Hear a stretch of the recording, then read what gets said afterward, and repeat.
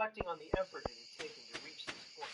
Despite the struggle, he hoped there would be something valuable ahead to justify the trouble he had endured. Minato returned from the ruins carrying an extraordinary haul, 240 blue magic jewels, each one of the rarest and highest quality. The sheer number shocked everyone. As records showed only once before, had someone managed to gather more than 100, with each jewel valued at a fortune, his achievement was nothing short of unbelievable, leaving those around him in awe of his accomplishment. Minato's accomplishment stunned the guild. Collecting so many rare jewels in a single attempt was such a massive contribution that it alone was enough to qualify him for a rank up. The guild staff reminded him that after completing his one certification request, all that would remain was the exam, marking his chance to officially rise to the guild ranks. Minato originally came to Minea with the intention of selling something to the storage vent. However, when he revealed his goods, a massive beast suddenly appeared, crashing into the guild hall and shocking everyone present. The staff and adventurers were left stunned, questioning where such a creature had come from. Minato explained that his storage magic capacity was much larger than the average in this world, though still smaller compared to his previous one. While traveling to town, he had slain a massive first form, surprising everyone when he revealed it. Since there happened to be a subjugation request for the creature, the guild accepted it immediately, marking it as clear. With that settled, Minato was told that the only step left for him was to. The instructor suddenly declared Minato's success without the need for an exam, stating there was no point in testing him when his abilities were already proven. This unexpected decision left everyone as the fastest person in Mighty Guild history. Minato was though it happened by accident rather than intent. Despite the achievement, excitement from the guild members who celebrated him throughout the ranks, many adventurers offering invitations to join their parties, take on dangerous hunts, while others now that he had access to the Minato stood before the request board, surrounded by eager adventurers. After scanning the options, he promptly clicked on a simple guild rank request, collecting each reward twice. Ultimately shocked by his choice, unable to understand why he had succeeded in his task, Minato stated his choice. Upon following his directions, Minato arrived at the special location. Scanning the content of the instructions, as he approached the entrance, he questioned himself, sensing that this particular mission might be well suited for him. Still, he also asked the request because the creature still posted before him. His quality was known as Stewards of Knowledge, offering a large reward for an adventurer capable of using offensive magic. However, before accepting, applicants had to undergo a test to prove their ability. The guild member surrounded him in awe, explaining that this would be highly effective, rarely posted requests, enshrouded in mystery. Pursuers of knowledge were revealed to be famous adventurers including swordsmen, mages, known for specializing in the exploration of ancient ruins. Their reputation for delving into mysteriously dangerous places made them stand out among other adventurers. Minato reflected on this as he examined the request further, learning that he would get more details only after taking the test. With the options to devote his days afterward to the wish, Minato considered the opportunity before him, learning more about the magic achievements and structures of the ruins, and how they could be used to strengthen the mental capacity required for the pursuers of knowledge. Even so, he knew that the most important part was understanding the exact speed of everyone. With that resolve, he stepped forward to the gates, determined to see what awaited. He all stood before Minato, one holding a staff in his hand, the other wielding a trumpet. Their presence was commanding to everyone who entered. Being pursuers of knowledge, recognizing that the information needed to conduct their research was extremely essential to their success. As Minato faced the two walls, one of them suddenly pointed at him from the wall, revealing nothing but a voice-bending stone there in the shadows, calling him a monster.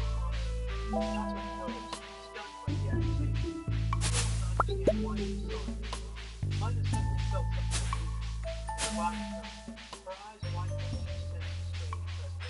Focusing on the overwhelming flow of magic energy before her, the others, noticing her reaction, looked on in confusion, wondering what had happened. Among them, the boy with dark hair stayed silent, watching her closely. He then pointed toward himself, as if questioning whether she was referring to him as the source of the strange mind. The girl used to stay Mina in her presence, deliberateness.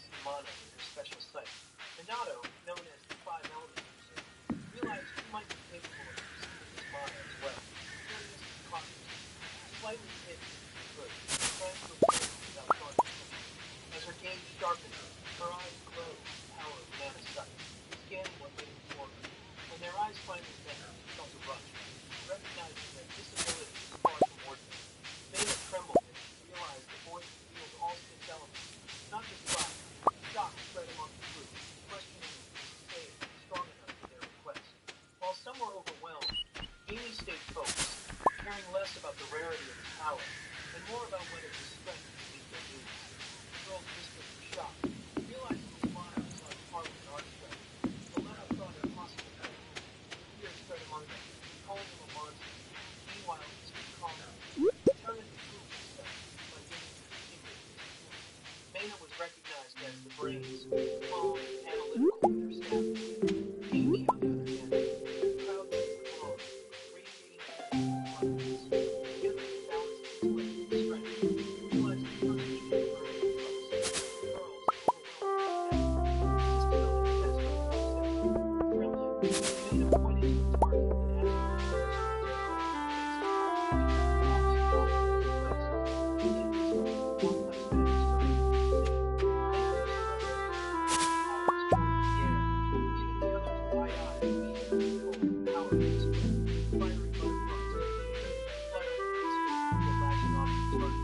What seemed beautiful at first abruptly became a glowing flame, consuming it with devastating power. Amy exploded, her blast like a charm into the dome, immediately irritating the target. While he asked how it was done, the others pointed out that the skin can't destroy Maya's confidence instead. Stunned, she could only drop in despair, realizing the attempt had completely backfired. In the midst of San Luis, you can get a chance to win $100,000.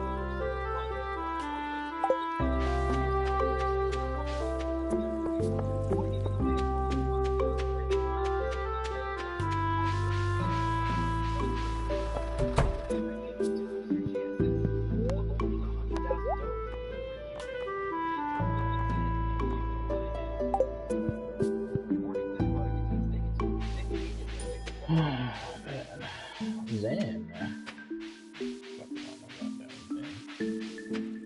Maina grew dizzy, overwhelmed by his display of unknown magic, cast without even warning. She feared that continuing like this would only make things worse. Meanwhile, Amy's excitement would go from being praised to power, eager to know what kind of spell he had used. Where In is contrast to Linus? Maina's caution, We also gotta Amy find showed that no guy. weakness, fully understanding the extraordinary capabilities of magic. Maina's eyes widened in shock, recognizing both his hands. The offensive magic impending, he rushed forward, astonished that he could use it such brilliance. Calmly, he explained that he had barely finished with it now. Amy was stunned at how easily he could handle something so advanced.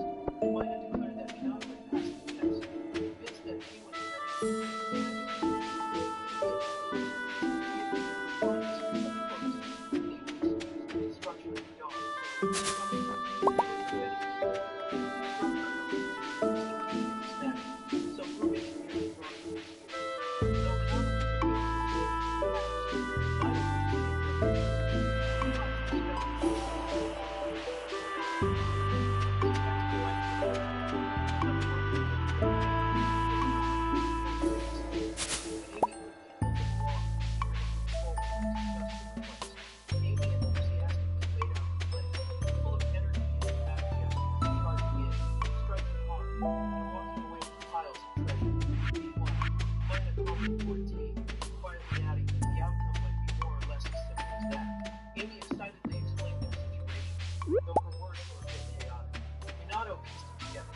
There were unexplored regions blocked by a monster that was weak to fire, and they wanted to combine them to handle it with offensive magic.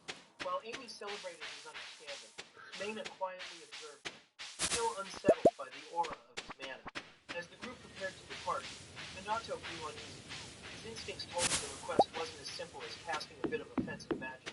He suspected there was more hidden behind the task, and it could prove far more dangerous than he first feared. While the others drank calmly, Minato stated he hadn't decided on accepting the request yet. He stressed the importance of not rushing such a small and critical detail to be missed. He noted the posters even allowed refusal if the heroes took their turns, reminding them that contracts needed to be approached with caution. Amy, however, was fixated on the promise of treasure and eager to join them regardless.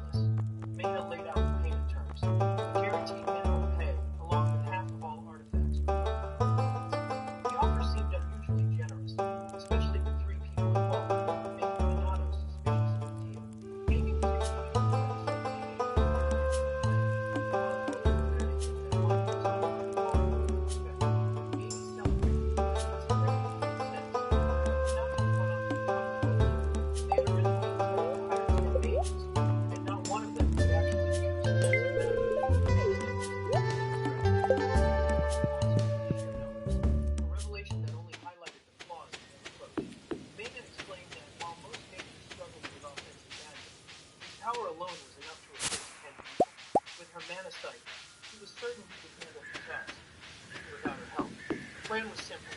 He would provide the firepower while they guided it. As both girls stared at him intently, Minato realized they were clearly trying to flatter him into agreement. Minato reflected on their unexpected honesty, something he had never experienced in his former life. They could have offered him far less, yet they hadn't. Still cautious, he asked the crucial question, the true danger level of the request. Both Maina and Amy froze, caught off guard, unable to give an immediate answer. When asked about safety, the girls firmly stated that no adventurer request was ever truly safe, despite their youthful appearance. They carried themselves with the aura of seasoned veterans. Minato couldn't help but notice the contrast between their age and the experience that radiated from them. The girls told him plainly that if things became too dangerous, he would run away, and they would do the same. Minato realized they couldn't guarantee his safety and were leaving the decision to him. Remembering his past life, he thought about how those were the kinds of words he had once longed to hear. Encouragement to judge things for himself, rather than being forced into hardship. Minato reflected on the freedom that came with being an adventurer, earning rewards, claiming spoils, and relying on his magic for immersion, weighing the risks. He decided it was acceptable as long as retreat was an option, if danger became overwhelming. With that resolve, he agreed to move forward. Minato accepted his role, determined to step forward as an adventurer.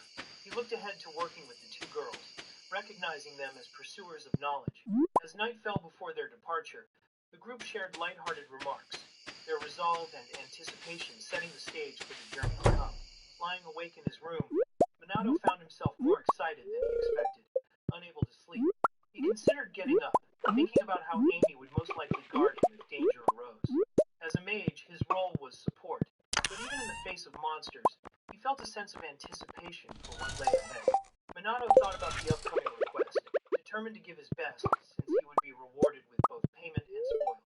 Simply relying on protection didn't suit him. Remembering what he had learned from studying offensive magic, he considered creating his own spells, planning to build them little by little through his growing knowledge of their construction. Minato decided he needed at least one powerful offensive spell of his own. Unlike the magic circles in the compendium, which were designed for casual use with low mana cost, his goal was different. He resolved to ignore efficiency and focus on creating a super powerful last resort spell, one that could turn the tide in critical moments. Minato successfully completed his magic circle, more intricate than those in the compendium. However, the spell demanded a heavy cost, 80% of his mana.